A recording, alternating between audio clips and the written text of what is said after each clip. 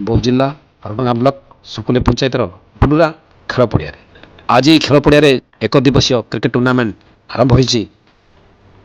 ଆଜି ସେହି ଟୁର୍ଣ୍ଣାମେଣ୍ଟରେ 8ଗୋଟି ଦଳ ଭାଗ ନେଇଛନ୍ତି ଏବଂ ସେହି ସେମିଫାଇନାଲରେ ବାହାଲି ଫାଇନାଲକୁ ଯାଇଥିଲା। ପରବର୍ତ୍ତୀ ମୁହୂର୍ତ୍ତରେ ହରଭଙ୍ଗା ସହିତ ପାଣିଘରା ସେହି ସମୟରେ ହରଭଙ୍ଗା ପାଣିଘରା ଠାରୁ ଉତ୍ତୀର୍ଣ୍ଣ ହୋଇ ସେ ମଧ୍ୟ ସେମିଫାଇନାଲକୁ ଯାଇଥିଲା।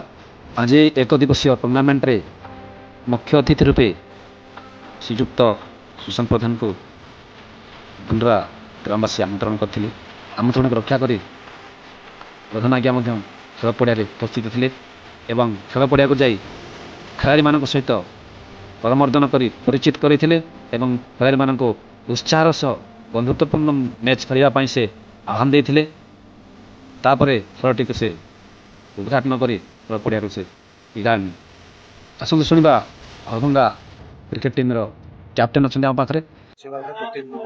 ଦିନିକିଆ ମ୍ୟାଚ୍ ଏଇଟା ଆମେ 8ଟା ଟିମ୍କୁ ନେଇ ଆରେଞ୍ଜମେଣ୍ଟ କରିଛି ପାଣିଖରା କ୍ରିକେଟ ଟୁର୍ଣ୍ଣାମେଣ୍ଟ। ଆଉ ଯେହେତୁ 8ଟା ଟିମ୍ ଆସିଛନ୍ତି, ବାହାଲି ଆସିଛି, ପ୍ରବଳପୁର ଆସିଛି, ଆଉ ହରଭଙ୍ଗା ବି ପାର୍ଟିସିପେଟ୍ କରିଛି। ହରଭଙ୍ଗା ଟିମ୍ର ଯେହେତୁ ଆମର ଫାଷ୍ଟ ବ୍ୟାଟିଂ ପଡ଼ିଥିଲା, ସମୟ ଯେହେତୁ କମ୍ ହେଲାଣି, ଆମକୁ 3 ଓଭର ବିଶିଷ୍ଟ ମ୍ୟାଚ୍ ହେଉଛି। ଆମେ 3 ଓଭରରେ 49 ରନ୍ର ଟାର୍ଗେଟ୍ ଦେଇଛୁ ବର୍ତ୍ତମାନ ପାଣିଖରାକୁ। ଆଉ ସେକେଣ୍ଡ ଇନିଂସର ମ୍ୟାଚ୍ ବର୍ତ୍ତମାନ ଷ୍ଟାର୍ଟ ହେବ।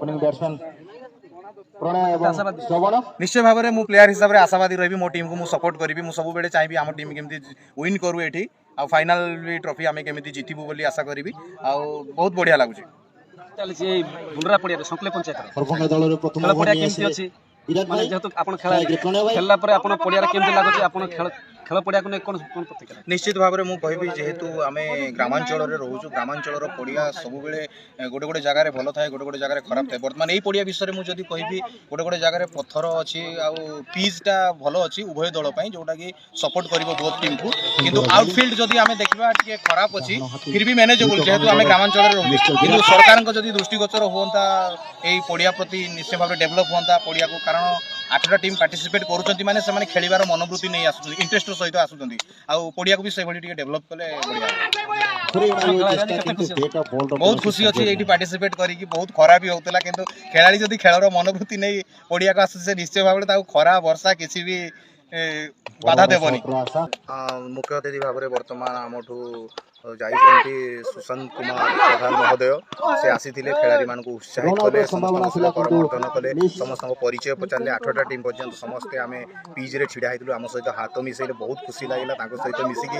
ଏବଂ ସେ ମଧ୍ୟ ପିଲାମାନଙ୍କୁ, ସବୁ ପ୍ଲେୟାରମାନଙ୍କୁ ଆଗକୁ କେମିତି ପଜିଟିଭର ସହିତ ଖେଳିବେ ସେ ପ୍ରତି ମଧ୍ୟ ସମସ୍ତଙ୍କୁ ନିଜ ଭାଷାରେ ବୁଝେଇକି କହିଲେ। ଖେଳାଳି ଖେଳ ମନୋବୃତ୍ତି ନେଇକି ଖେଳୁ ବୋଲି କହିଲେ। ହାର ଜିତ୍ ତ ଲାଗିକି ରହିଛି। ତାଙ୍କର ଏଇ ବାର୍ତ୍ତା ନିଶ୍ଚୟ ଭାବରେ ସବୁ ଯୁବପିଢ଼ି ଖେଳାଳିମାନଙ୍କୁ ଆକୃଷ୍ଟ କରିବ।